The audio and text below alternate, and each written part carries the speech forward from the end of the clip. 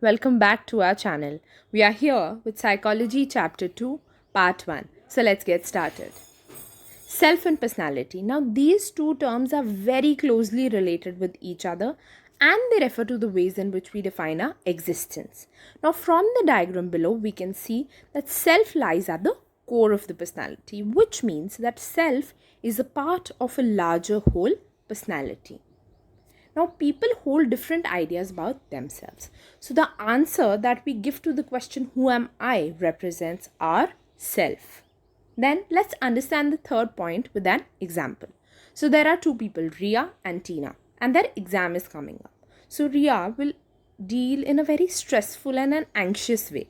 However, Tina will be calm and composed and will prepare a schedule and will follow it. So, now these people dealt differently with the exact same situation. However, Tina, who's calm and composed, is more likely to remain calm and composed in most of her life situations, which represents personality. Moving on. Concept of self.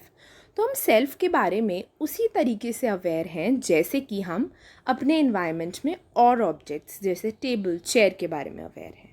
And a newly born child has no idea of self. As the child grows and interacts with parents, friends, teachers, ideas about self start forming.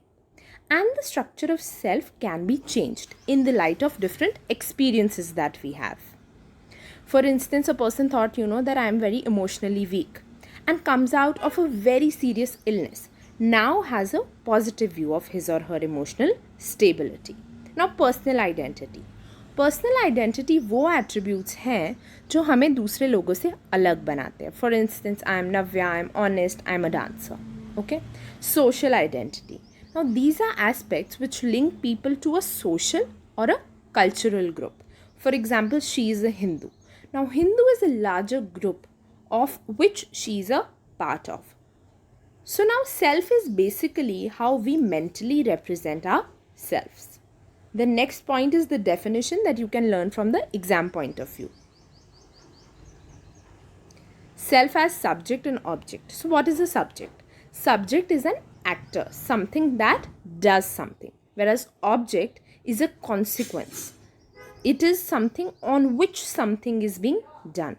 So self is both subject and object, which means it has a dual status. For the first example, I am a dancer. Now here self is an entity that is doing something.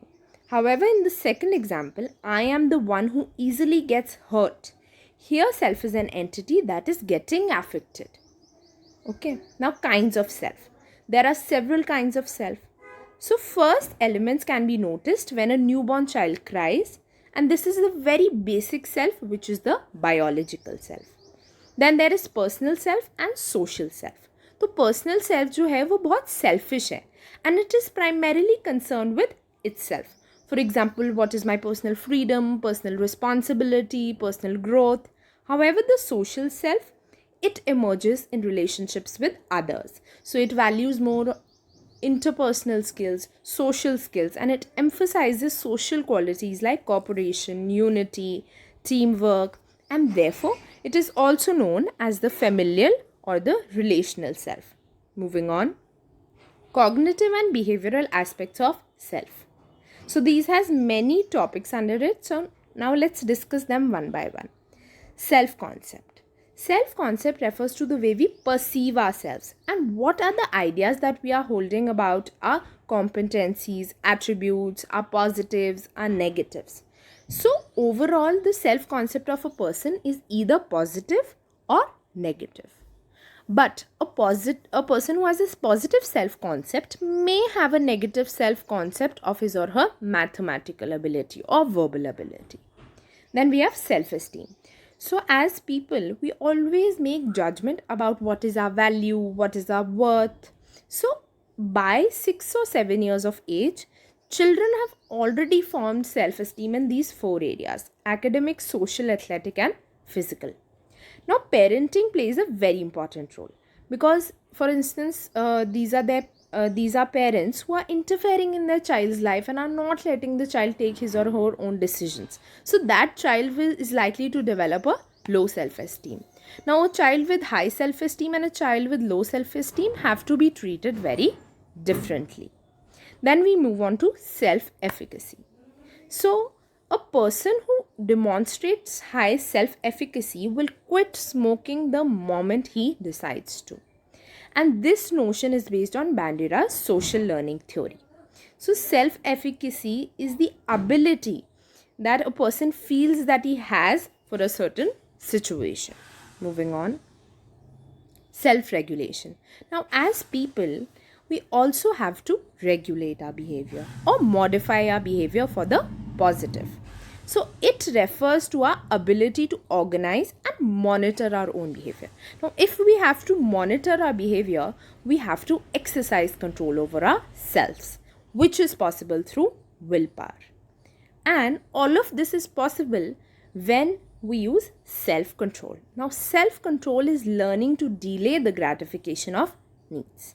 Now, Indian culture promotes this in the form of Vrat or Roza, wherein we have to control ourselves. So, this self-control will help in the fulfillment of long-term goals. Now, let's discuss the psychological techniques of self-control with an example.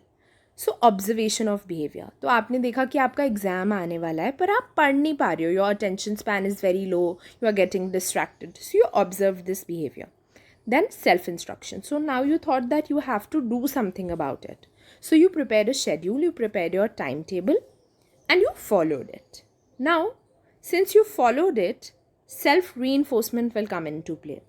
Now we have to reinforce our positive behavior so that we show that behavior more often. So you will give yourself a movie break because you did something positive. Moving on. Culture and self.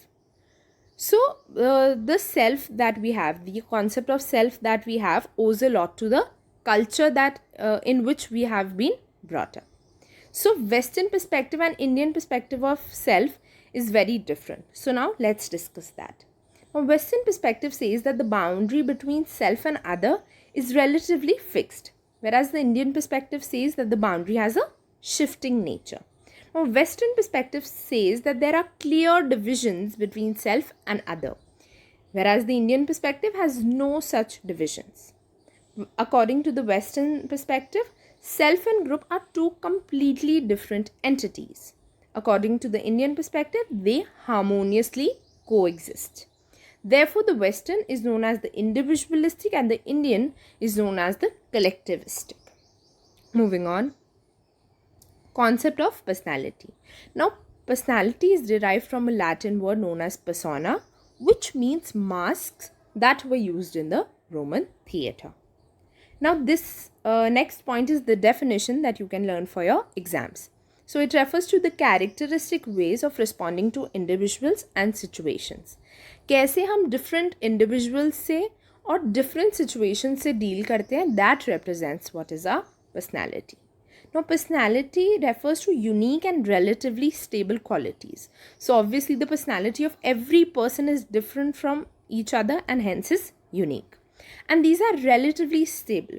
So, people are behaving similarly in most of their life situations. So, an honest person is more likely to be honest in most of his or her life situations. Moving on. Features of personality. So, personality is not just physical or not just psychological. It is both. And then the expression of personality in every individual is unique. Also, the main features of personality will not change easily.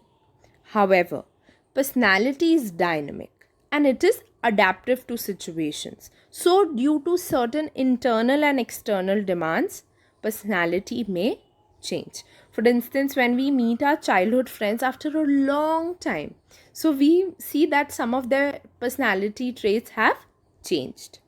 Now, once we are able to identify the personality, we can predict the behavior. So, for instance, we figured out that there's a child who does not like to take orders. So, now we can figure out that, if you give him orders, he's not likely to follow it. So, then you will figure out an alternative for that. Then there are some personality related terms which are closely related with personality. So you can just go through them once. Moving on. Approaches to personality. So there are three main approaches: type approach, trait approach, and interactional approach. So type approach, they make certain broad patterns and they categorize any individual under any one of the pattern. Then trait approach. So trait approach is basically focused on psychological attributes, which are friendliness, shyness, dominance. Whereas interactional approach, now interactional approach says that situational characteristics play a very important role, which means that it is paying more attention to external factors rather than internal factors. Moving on, type approaches. Now, Hippocrates. Now, he classified people into sanguine, phlegmatic, melancholic, and choleric based on fluid or humor. Then we have a famous treatise on Ayurveda, Charak Samhita. Now, it classified people into Vat, Pitta, and Kapha, known as Three Dosha. Now, it says that all people will have Vat, Pitta, and Kapha, but the amount of them will determine the personality. Then we have Trigunas: Sattva Guna, Rajas Guna, and Tamas Guna. So, a person who depicts traits of cleanliness, discipline, and truthfulness will depict Sattva Guna. A person who depicts traits of gratification, envy, and materialism will show Rajas Guna. A person who shows laziness, depression, and helplessness depicts Tamas Guna. Now Sheldon did something different. He characterized people on the basis of their body build and personality. So he classified people into three parts: endomorphic, mesomorphic, and ectomorphic. Now endomorphs, he believes, are fat, relaxed, and sociable. Mesomorphic, he believed, that are muscular, energetic, courageous. And ectomorphic, he believed, that are thin, brainy, and introvert. So we can see that these typologies are not very credible and they have limited use. And they are definitely more like stereotypes. Now, we cannot say that, a muscular person is energetic. A fat person can also be energetic. A thin person can also be energetic. So, these have limited use. Moving on. Carl Jung. Now, Carl Jung classified people into introverts and extroverts or extraverts. Now, let's understand this with the example of Ria and Tina. Now, Ria is someone who does not like interacting with people a lot, and she's very shy and she tends to avoid other people. So she's an introvert. However, Tina, on the other hand, likes to go out and, likes to party and is very sociable and loves interacting with people. So she's an extrovert. Then we have Friedman and Rosenman. Now they classified personality into A, B, C, and D. Now, according to them, type A people are people who are very high on motivation, do not have patience, which makes them vulnerable to coronary heart disease and hypertension. Now, type B are absence of type A traits, which means that the person will not have high motivation, will not lack patience, and will not be vulnerable to these problems. Then we have type C. People who are cooperative, unassertive. Unassertive means that, they cannot stand up for themselves and they cannot say no to a particular situation. They are patient, show compliance, they comply to requests easily. They suppress negative emotions like anger and therefore are prone to cancer. Type D personalities are prone to depression. Now, similarly, these typologies are too simplistic and it will be difficult for us to, classify people into one category. Moving on, trait approaches. Now let's understand there's a building and that building has been built with the help of bricks. So in our case, that building is our personality and those bricks are our traits. So traits are building blocks of personality.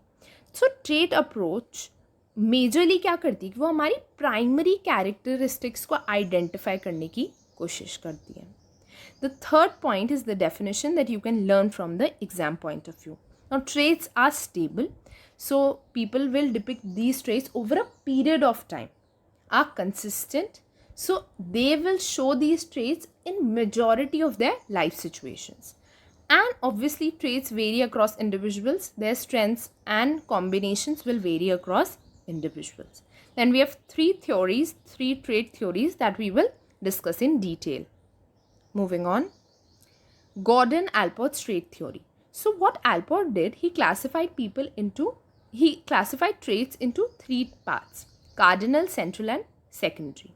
तो cardinal traits highly generalised डिस्पोजिशंस हैं, और वो trait एक person के लिए इतना important है कि उनकी पूरी लाइफ उस ट्रेट के आसपास ही रिवॉल्व कर रही है, और वो ट्रेट उसके लिए इतना इम्पॉर्टेंट है कि उस जर्नी के नाम से ही वो ट्रेट एसोसिएट हो गया. For instance, when we hear of Mahatma Gandhi, the first trait that comes into our mind is non violence. So that is his cardinal trait. Then we have central traits.